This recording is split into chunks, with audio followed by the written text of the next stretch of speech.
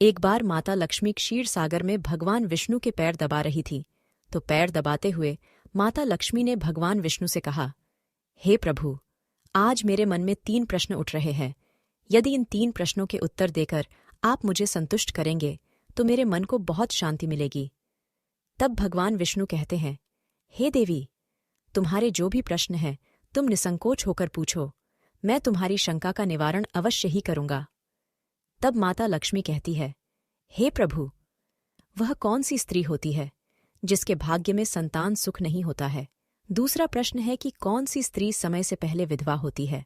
और मेरा तीसरा प्रश्न है कि कौन सा श्रृंगार करने से स्त्री को स्वर्ग में स्थान प्राप्त होता है? तब भगवान विष्णु कहते हैं, हे देवी, तुमने उचित ही प्रश्न किए हैं। तुम्हारे ये तीनों प्रश्न अत्यंत महत्वपूर्ण हैं। इन प्रश्नों का उत्तर संसार कल्याण के लिए है। जो भी मनुष्य इन्हें ध्यान से सुनता है उसे पृथ्वीलोक पर संपूर्ण सुख प्राप्त होते हैं और मृत्यु के बाद उसे मरे लोक की प्राप्ति होती है। भगवान विष्णु देवी लक्ष्मी से कहते हैं, हे देवी, आज मैं तुम्हें एक अत्यंत पवित्र कथा सुनाता हूँ। इस कथा के माध्यम से तुम्हारे सभी प्रश्नों का उत्तर तुम्हें प्राप्त होगा। लेकिन तुम्हें इस कथा को ध्यान से पूरा सुनना होगा। इस कथा को कभी आधा अधूरा नहीं सुनना चाहिए। इस कथा में समस्त संसार का कल्याण छिपा हुआ है। जो भी इस कथा को ध्यान से पूरा सुनेगा उसके मैं 32 अपराध क्षमा करता हूँ। तब देवी लक्ष्मी कहने लगी, प्रभु, मैं आपको वचन देती हूँ कि इस कथा को मैं पूरे मन और लगन से सुनूंगी। आप कृपया उस कथा को आरंभ करें।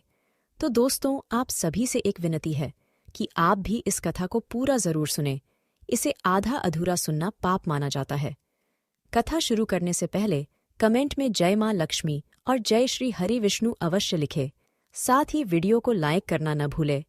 तो चलिए आरंभ करते हैं। भगवान विष्णु कहते हैं, हे देवी, एक समय की बात है। मध्य देश में एक छोटा सा नगर था। उस नगर में एक सेठ रहता था। उस सेठ के 2 पुत्र थे और सेठ के दोनों बेटों का विवाह भी हो चुका था। सेठ के घर में किसी चीज की कोई कमी नहीं थी, किंतु सेठ की पत्नी का स्वभाव अत्यंत दुष्ट था। सेठ की पत्नी और सेठ के बड़े बेटे की पत्नी दोनों का ही स्वभाव दुष्ट था। सेठ की पत्नी अपनी बड़ी बहू का तो बहुत लाड प्यार करती थी, किंतु छोटे बेटे की पत्नी के साथ बुरा व्यवहार करती थी। घर की सबसे छोटी बहू अर्थात छोटे बेटे की पत्नी बहुत अच्छे स्वभाव की, ईश्वर पर श्रद्धा रखने वाली पतिव्रता नारी थी। वह अकेले ही घर का सारा काम किया करती थी और गृह कार्य में दक्ष थी। इतना अच्छा स्वभाव होने के बावजूद भी उसकी सास उसके साथ बुरा व्यवहार करती थी, उसका हमेशा अपमान करती थी। इसके पीछे का कारण बस इतना था कि बड़ी बहू को एक पुत्र था और छोटी बहू ने पुत्री को जन्म दिया था। पुत्री को जन्म देने के कारण सेठ की पत्नी अपनी छोटी बहू को बार बार ताना मारा करती थी। लेकिन वह बेचारी कर भी क्या सकती थी? जो भाग्य में लिखा होता है उसके साथ वही होता है। भगवान विष्णु कहते हैं, हे देवी, अब मैं तुम्हें छोटी बहू की कहानी सुनाता हूँ। इससे तुम्हें पहले प्रश्न का उत्तर प्राप्त हो जाएगा कि कौन सी स्त्री को पुत्र प्राप्ति नहीं होती है। हे देवी, सेठ की जो पत्नी थी वह पहले से ही दुष्ट और कुटिल स्वभाव की थी। उससे उसकी सास भी परेशान थी। सेठ की पत्नी अपनी छोटी बहू को सबसे ज्यादा दुख देती थी। छोटी बहू का नाम था सुकन्या और सुकन्या को सताने में उसकी सास को बहुत आनंद आता था। सुकन्या बेचारी रोज सुबह ब्रह्म मुहूर्त में जागकर अपने घर के काम करती थी और दिन भर काम करने के बाद उसे रात्रि को ही सोने को मिलता था। इतना होकर भी सेठ की पत्नी अपनी छोटी बहू से द्वेष करती थी। जब छोटी बहू झाड़ू लगाती तो उसकी सास आकर उसे ताना मारती थी कि तेरे हाथ में जान नहीं है क्या? तू जल्दी जल्दी झाड़ू लगा। मैं मंदिर जा रही हूँ, मेरे लौट कर आने से पहले तू भोजन बनाकर तैयार रखना और आते ही मैं उस भोजन को ग्रहण करूंगी। और सुन, अन्न का एक दाना भी बर्बाद ना हो पाए। बेचारी सुकन्या चुपचाप अपनी सास का अत्याचार सहन करती थी और उसकी सास की हर आज्ञा का बड़ी ही विनम्रता से पालन करती थी। फिर छोटी बहू खाना बनाते हुए सोचने लगी कि मैं घर का इतना काम करती हूँ, लेकिन फिर भी मैं चैन की सांस नहीं ले पाती हूँ। मेरी सासू माँ किसी न किसी बात को लेकर मुझे ही ताना मारती रहती है। पता नहीं कब उनकी ताना देने की आदत जाएगी। सुकन्या इतना सोच ही रही थी कि तभी घर के दरवाजे पर खटखटाने की आवाज सुनाई दी। छोटी बहू ने सोचा, अभी तो भोजन तैयार भी नहीं हुआ है। लगता है मेरी सासू माँ आज जल्दी लौट आ गई, अब वह फिर से ताना मारेगी। तब सुकन्या ने दरवाज़ा खोला तो उसने देखा कि द्वार पर एक सन्यासी खड़ा हुआ है। वह सन्यासी सुकन्या से कहने लगा, बेटा सदा सुहागिन रहो, तुम इस सन्यासी के लिए कुछ भोजन का दान करो। हे पुत्री, मुझे बड़ी भूख लगी है। तब सुकन्या ने सोचा, अगर मैं इस सन्यासी को भोजन करा दूं और इतने में मेरी सास आ गई तो मेरी खैर नहीं। कुछ देर तक विचार करने के बाद सुकन्या ने सोचा, यदि मैं सासू माँ के ताने के डर से इस सन्यासी को भोजन नहीं कराऊंगी तो मुझे महापाप लगेगा, मेरा सारा पुण्य नष्ट हो जाएगा। इतना सोचकर सुकन्या ने उस सन्यासी को घर के अंदर बुला लिया। अतिथि धर्म का पालन करते हुए सुकन्या उस सन्यासी को भोजन कराने लगी। उतने में ही उसकी सास घर पर आ पहुंची और उस सन्यासी को घर के अंदर भोजन करते हुए देखकर उसे बहुत गुस्सा आ गया। वह चिल्लाते हुए सुकन्या से कहने लगी, यहाँ पर क्या किसी प्रकार का भंडारा या दावत नहीं चल रही है, जो तो राह चलते भिखमंगों को घर में बिठाकर खिला रही हो। सुकन्या ने अपनी सास से बड़ी विनती की, लेकिन सुकन्या की सास ने बहू की एक नहीं सुनी और उसकी सास ने उस सन्यासी को घर से बाहर निकाल दिया और उसके भोजन को उठाकर कचरे में फेंक दिया। उसके बाद वह सास सुकन्या पर गुस्सा करने लगी, अरे दुष्ट औरत, मैंने तुझे कहा था कि अन्न का एक दाना भी बर्बाद नहीं होना चाहिए, लेकिन तूने क्या किया, उस भिखमंगे को इतना सारा भोजन दे दिया। सुकन्या डरते डरते बोली, सासू माँ, मैंने सन्यासी को अपने हिस्से का भोजन दिया है, इसमें आखिर इतना गुस्सा होने की क्या बात है। द्वार पर आए अतिथियों को कभी खाली हाथ नहीं भेजते हैं, ऐसा शास्त्र कहते हैं। फिर सुकन्या की सास ने उसे बहुत डांटा। दोनों के बीच कई देर तक बहस हुई और सुकन्या की दुष्ट सास ने गुस्से में आकर सुकन्या को धक्के मारकर घर से बाहर निकाल दिया और घर का दरवाज़ा बंद कर दिया। सुकन्या देर तक घर के मुख्य द्वार के सामने खड़ी रही और बाहर से अपनी सास को आवाज देने लगी।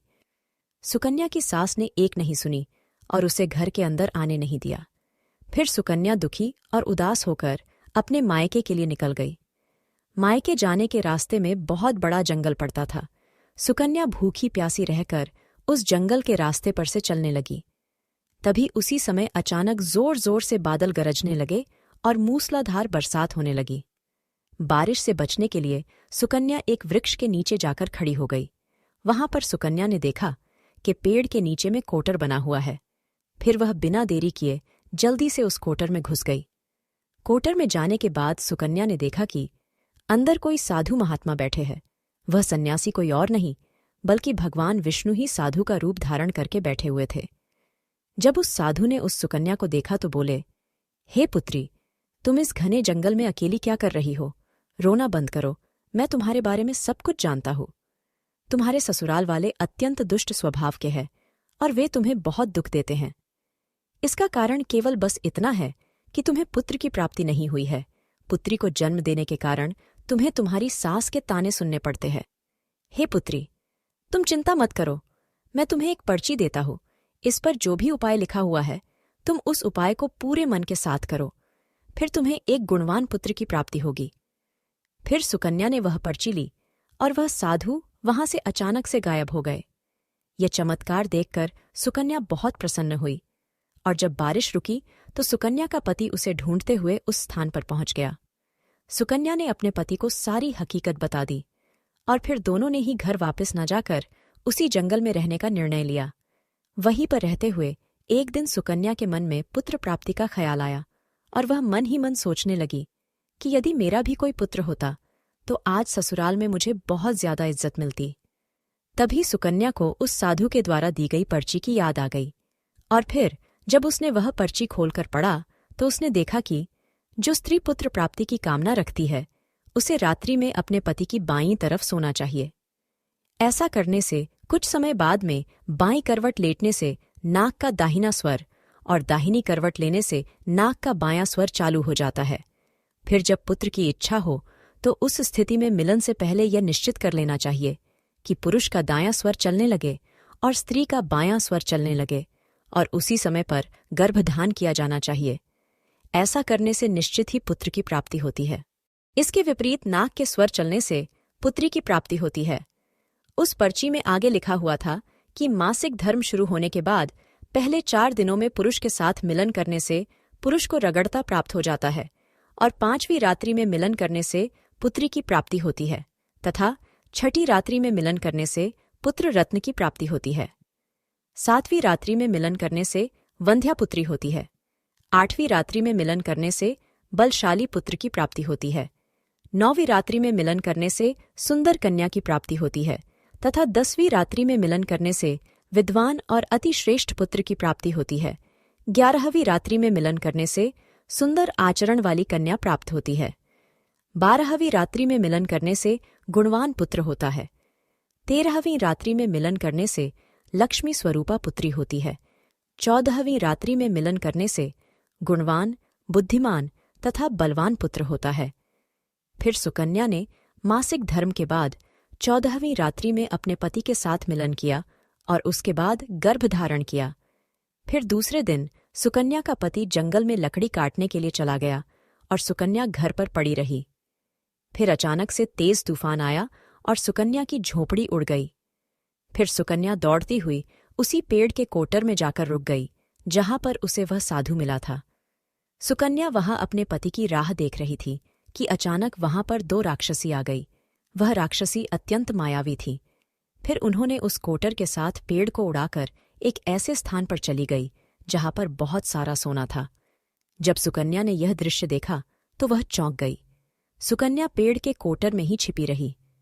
जब वह राक्षसी भोजन की तलाश में गई तो सुकन्या ने उस स्थान पर से बहुत सारा सोना उठा लिया और उसे कोटर में भर लिया। जब वह राक्षसी लौट आई तो फिर से पेड़ पर बैठकर वे उस पेड़ को उड़ाकर उसी जंगल में आ गई।